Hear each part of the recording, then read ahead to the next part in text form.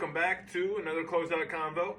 A very special Closeout Convo because it is the end of the week to what was the beginning of the week, the end of my August challenge. Each month I do a different endurance or, some sort of running challenge to push myself, something that I've never done, something creative.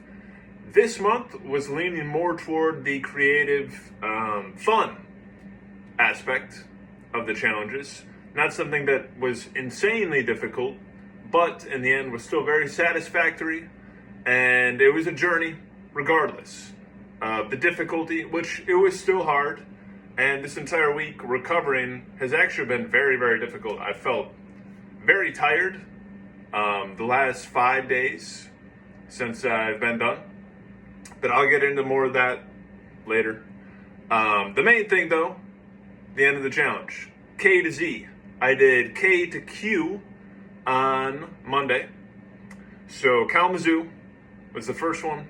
Woke up kind of early, drove all the way out there, did the run, then drove down to Lawton, then Matawan, then, because those are right next to each other, then all the way down to Niles, and then back up to Otsego, and then right over to Plainwell, right next to each other, and then all the way down past Kalamazoo again to Quincy, and then all the way back home. Tuesday, wake up very early, drive to Royal Oak, meet Matt Rozwowski there. We run together, do the 5K. It is pouring rain pretty much the entire time. It kind of stopped toward the end, but I checked the forecast Monday night and I'm like, you gotta be kidding me. It's gonna be raining all day. And based off the nature of the challenge, it's not something where you could, so I'm going out there and then coming back into a controlled environment in the car, then going back out, coming back in. It was just a lot of I would be going out, getting wet, coming back, drying off.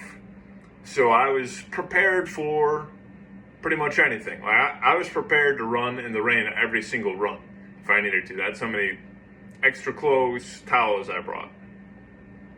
But after the Royal Oak run, left Rozwowski. He went, did his job. And then went to Sterling Heights, ran there, wasn't raining as bad, and then went to Troy, then Utica, and that was all before 10 a.m., which was great, because I was on a good time schedule. All the way up to Vassar, which is near Saginaw, way up in the thumb. Did the run there, then came all the way back down to Waterford, ran with Tim Billen. He met me there after his job, and we did a nice run around a lake type thing, and then went through some neighborhoods near some lakes.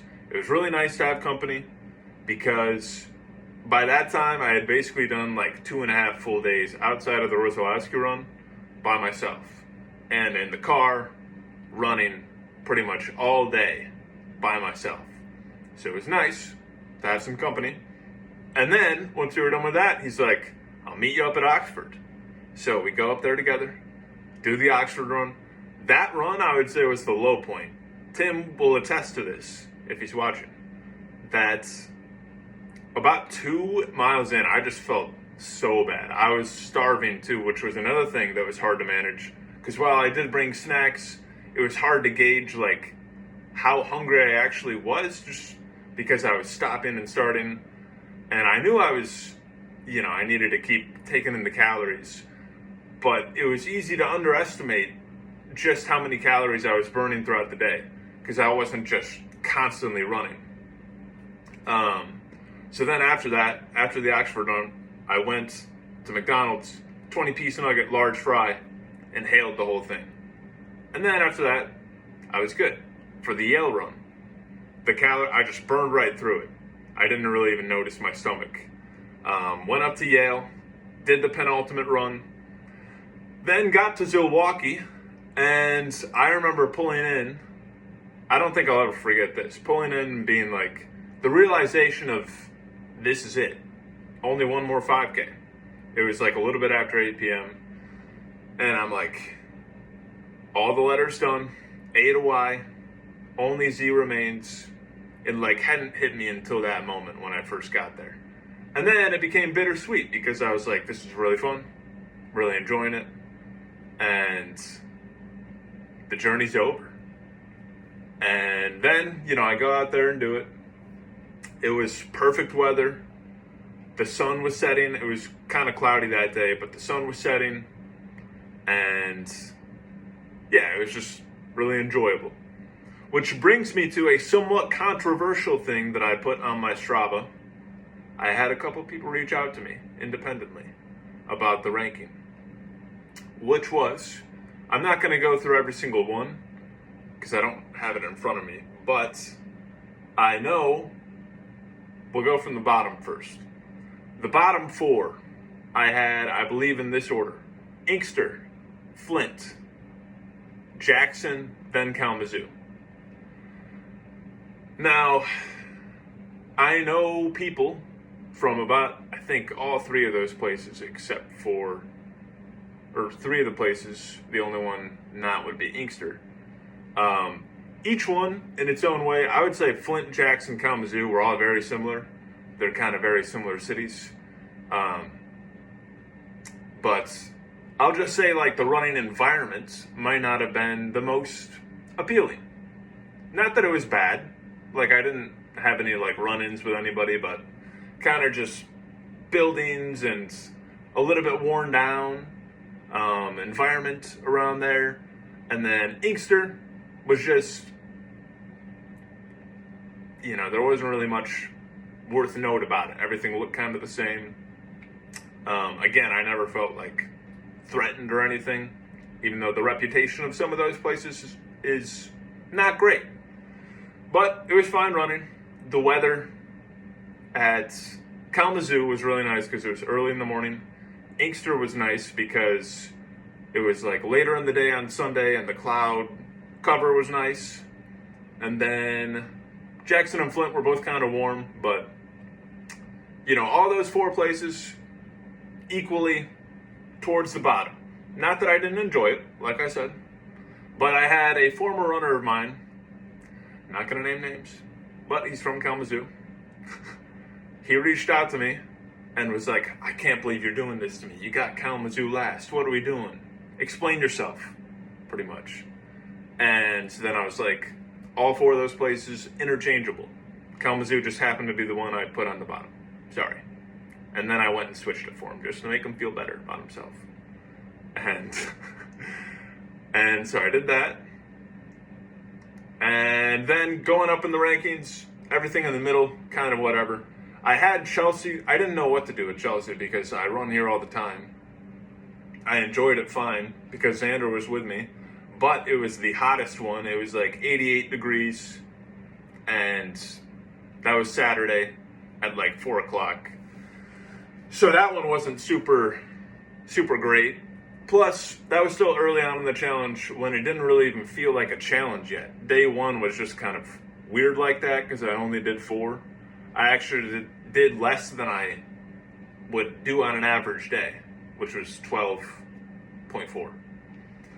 And same with Brighton and Ann Arbor. Both of those would have been higher, but it was miserably hot Saturday morning. And thankfully it cooled off after that. But I think those were like 11 and 15, if I remember right. And then some sleepers were, I know the top 5. Well, okay, I went Zilwaukee number 1, just because it was the culmination of everything, right? It was the payoff. The journey to Zilwaukee, pretty much, could have been what this whole thing was titled. Because it's one of the only 2 cities in Michigan that starts with a Z. The other being Zeeland. But yeah, it was like it was over. It was like the end of a good TV show. And yeah, it just felt satisfying to have it all done. Then, number 2, I said was Waterford, which mainly because I got to run with Tim and kind of added some fun to later in the day as I was winding down the challenge. And we ran around a really nice lake on like this trail that I'd never even seen before. And yeah, just had some good conversations. Crap, I don't remember what number 3 is. I know I had like Niles and Vassar, I want to say is 4 or 5, which I'll get to both of those. Niles, never been there before. It wasn't like amazing or anything, but I really liked the river trail. Some of the neighborhoods were just very like quiet and peaceful, and it was kind of raining a little bit, which that was the only time I ran in the rain on day 3. And yeah, I just really liked it. That's pretty much it. Vassar was kind of an unexpected one as well, where I thought that it would be like dead flat, but it was actually kind of hilly. One of the hillier runs. And yeah, it was just like a really small town vibe, and just really enjoyed that. I know Royal Oak was up there because I ran with Matt, even though it was pouring for a little bit. But it was like the kickoff of the last day, day 4. Yeah, I can't remember exactly what other one was in the top 5. Maybe that was the top 5. Anyway, I covered the highlights. Hope you enjoyed following along on Strava. I got some very nice comments on the Zilwaukee run from people that had followed along. Yeah, if you were one of those people, gave me kudos, or didn't give me kudos, but followed along anyway. Appreciate that. The rest of the week has been really rough. I thought I would feel like okay. I did 3 on Wednesday, 5 on Thursday, 7 on Friday. And I thought, okay, I'll feel good. And then I was going to double both Saturday and Sunday. But I did my run this morning, and my goodness, I did 11, but I just felt really bad. About to do 7.5. We'll see if that goes any better. But 7.5 away from closing out week 157 and closing out our challenge week. Hopefully by, middle of next week, I'm feeling much better. But in conclusion, really, really fun challenge. One of my favorites, honestly, because I felt like the pressure, not necessarily the pressure, but like I wasn't doing anything that was like something I've never done before. It was just running a 5K. Granted, doing it many, many times. But it was the adventure and the new experiences that really elevated it for me. Running in new places is one of my favorite things. And I literally got to run in like 20 new places, 18 new places, something like that. So doing that was great. And I might do something, like I've thought about what I could do in the future. I thought of maybe going Z to A, or just running longer in all new places, like doing 4 miles or even 5. Or going A to Z, Z to A, with all different cities, except for a couple like Oxford and Quincy, where they're the only. Oxford isn't actually an X, but calling it an X. Oxford and Quincy's the only Q. So some of them would have to overlap, but, I got some time to think about that. Thanks for following along. Thanks for watching. And, yeah, have a good week.